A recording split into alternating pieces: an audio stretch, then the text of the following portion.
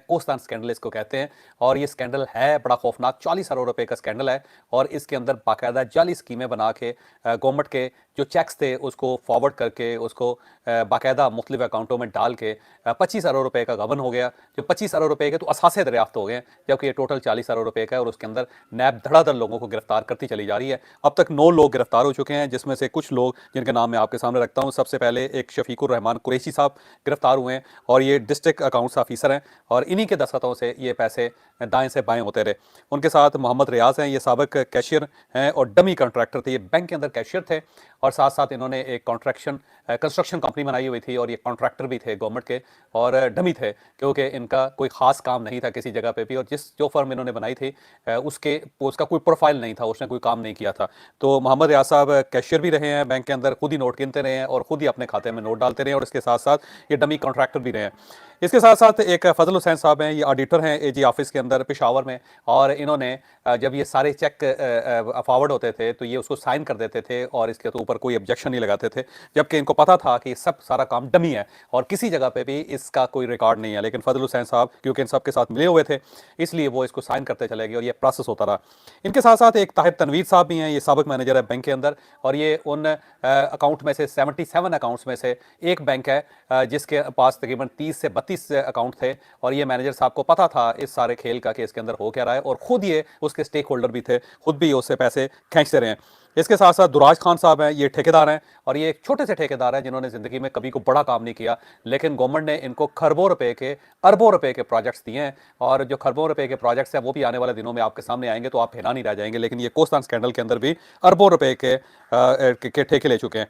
फिर आमिर सईद साहब हैं, ये भी ठेकेदार हैं, और ये ठेकेदार भी मिले हुए थे सबके साथ। फिर एक और है साहब जिनका नाम सूबेदार है, और ये सूबेदार साहब भी ठेकेदार हैं।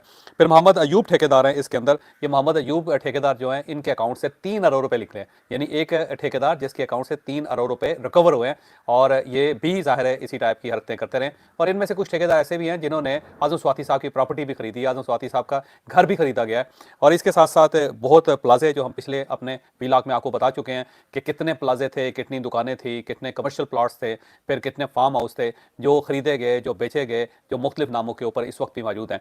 अब क्योंकि ये दायरा फैलता चला जा रहा है, और आने वाले दिनों में एक चीफ मिनिस्टर साहब हैं खैबर पख्तूनख्वा के, जो साबिक चीफ मिनिस्टर हैं और बड़े स्टार चीफ मिनिस्टर थे अपने दौर में, और उनके बारे में कहा जाता था कि इमरान खान साहब जो हैं उनको इंतजार करते रहेंगे कि किस वक्त वो वसीम अकरम प्लस होते हैं, तो वो थपकी देते थे और ये कहते थे कि यही इंजन चलेगा, और इसी में से बहुत कुछ नई चीज़ें निकलेंगी। अब ऐसी चीज़ें निकली हैं कि जो जिसने इमरान खान साहब को भी हैरान कर दिया, पाकिस्तान तहरीक इंसाफ को भी, और बहुत सारे ऐसे लोग जो इस वक्त भी कैबिनेट के अंदर शामिल हैं, वो भी उसका शिकार या उसका निशाना बनने वाले हैं। तो बहरहाल ये जो चीफ मिनिस्टर साहब हैं, मेरा ख्याल है ये महमूद खान साहब हैं, क्योंकि ये सारा स्कैंडल महमूद खान साहब के दौर में हुआ था। और अब अगर महमूद खान साहब गिरफ्तार नहीं होते तो महमूद खान साहब फिर उन लोगों की निशानदेही जरूर करेंगे जो इस खेल के अंदर अपने हाथ रखते रहे। तो महमूद खान साहब की गिरफ्तारी भी अनकरीब आप देखेंगे। फिर कुछ ऐसे मिनिस्टर्स भी हैं जो इस वक्त भी गवर्नमेंट का हिस्सा है, उनके गिरद भी घेरा तंग हो रहा है, उनको भी क्वेश्चन भिजवाए जा रहे हैं। फिर जो साबिक वजीर ख़जाना है खैबर पख्तूनख्वा के, उनकी गिरफ्तारी भी मुझे लगता है ऑब्वियस है इस सारे खेल के अंदर। तो बहुत सारे लोग आने वाले दिनों में आपको गिरफ्तार मिलेंगे, बल्कि जेलों के अंदर मिलेंगे, और इन सब से रिकवरी भी होगी। 40 अरब रुपए का स्कैंडल है, और सिर्फ एक डिस्ट्रिक्ट है, और अगर ये आने वाली दिनों में मजीद डिस्ट्रिक्ट के केसेस खुल गए तो आप हैरान ही रह जाएंगे। ऐसा लगेगा कि खैबर पख्तूनख्वा का सारा स्कैंडल, सारे का सारा जो खजाना था वो मुख्तलिफ ठेकेदारों की जेब में जाता रहा।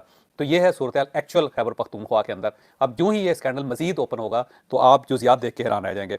इसके साथ ही गंडापुर साहब के नाकाबिले जमानत वारंट जारी हो चुके हैं। जुडिशल मजिस्ट्रेट ने ये वारंट जारी किए हैं। थाना बाराको के अंदर एक केस उनके ऊपर दर्ज हुआ था असलहे की नुमाइश का और शराब की नुमाइश का, और इस में बार बार गंडापुर साहब को बुलाया जा रहा, लेकिन गंडापुर साहब अपना जो बयान हल्फी है वो जमा नहीं करवा रहे, जिसको 342 का बयान कहते हैं।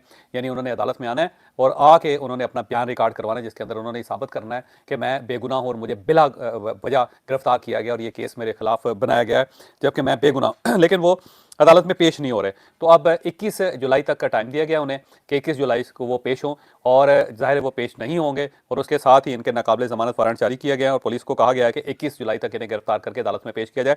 मेरी अपनी इन्फॉर्मेशन ये है कि 21 जुलाई को गंडापुर साहब खुद ही पेश हो जाएंगे और अदालत के सामने अपने आप को सरेंडर कर देंगे, जिसके बाद उनका 342 का बयान लेके उन्हें छोड़ दिया जाएगा और फिर उन्हें अगली तारीख दे दी जाएगी। और नेक्स्ट टाइम उन्हें कहा जाएगा कि आप अदालत के सामने बाकायदा एक सीरियस किस्म का एक एटीट्यूड रखें, नॉन सीरियस एटीट्यूड आपका बर्दाश्त नहीं किया जाएगा, तो वार्निंग देकर उन्हें छोड़ दिया जाएगा। लेकिन अब गंडापुर साहब पेश होंगे, क्योंकि अगर गंडापुर साहब पेश नहीं होते तो इस्लामाबाद के अंदर किसी वक्त उन्हें गिरफ्तार कर लिया जाएगा, या फिर वो रावलपिंडी के अंदर भी आते हैं तो वहां से भी गिरफ्तार करके इन्हें इस्लामाबाद पहुंचा दिया जाएगा और कहा जाएगा कि ले जी आपका मुजरिम हाजिर है। तो गंडापुर साहब के लिए मुश्किल वक्त आ रहा है। इसके साथ साथ पाकिस्तान तहरीक इंसाफ ने खैबर पख्तूनख्वा के अंदर पाकिस्तान मुस्लिम लीग नून, पाकिस्तान पीपल्स पार्टी, JUIF के साथ एक समझौता कर लिया, और ये बड़ा दिलचस्प समझौता है।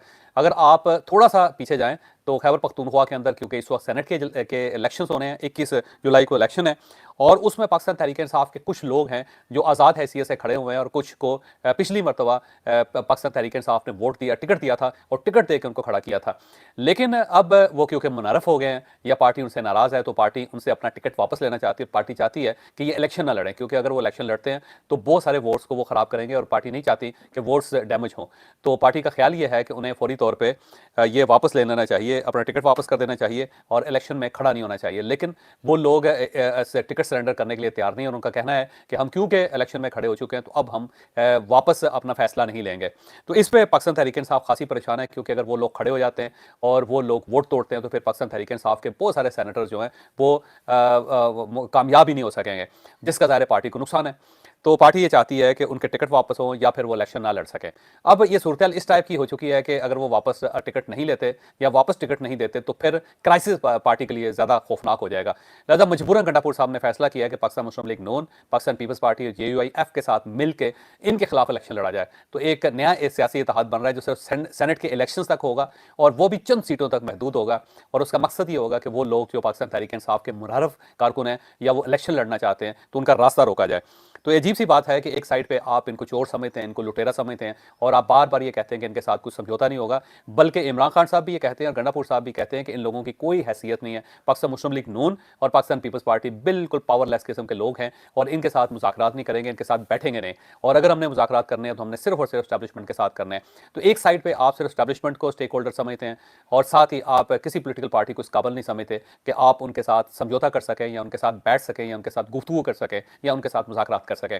लेकिन जब आपको अपनी स्किन का मसला बनता है, जब आपको अपना इशू बन जाता है, तो आप उन्हीं चोर पार्टियों के साथ बैठ भी जाते हैं, उनके साथ समझौता भी कर लेते हैं, और साथ साथ पूरी कोशिश करते हैं कि आप उनके साथ मामला को सेटल करें।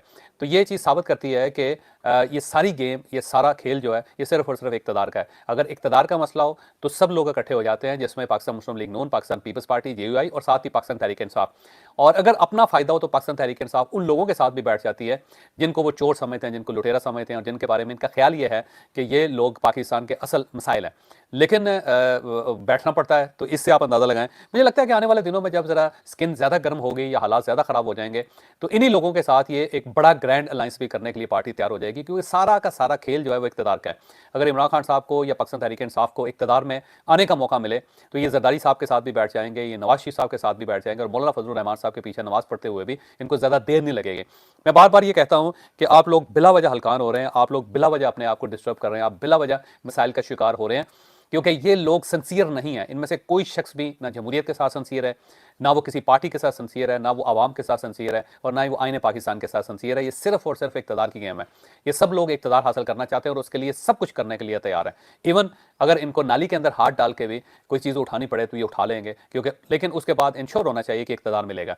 तो इक़्तिदार के लिए किसी लेवल पर भी चले जाते हैं। अब देख ले, वही गंडापुर है जो चंद दिन पहले गालियाँ दे रहे थे पाकिस्तान मुस्लिम लीग नून की क़यादत को। मौलाना फजलुर रहमान साहब के बारे में उन्होंने लाहौर में बैठ के क्या क्या नहीं कहा, लेकिन अब वो मौलाना फजलुर रहमान साहब से मुलाकात भी करेंगे और मौलाना फजलुर रहमान साहब तक अपने लोग भी भेजेंगे और उनको तैयार करेंगे जी कि सेनेट की चंद नशिस्तें जो खैबर पख्तूनख्वा के अंदर हैं और हमारे लोग आपको भी ख़राब कर रहे हैं या हमें भी ख़राब कर रहे हैं, तो उनका रास्ता रोकने के लिए हम इकट्ठे चलते हैं।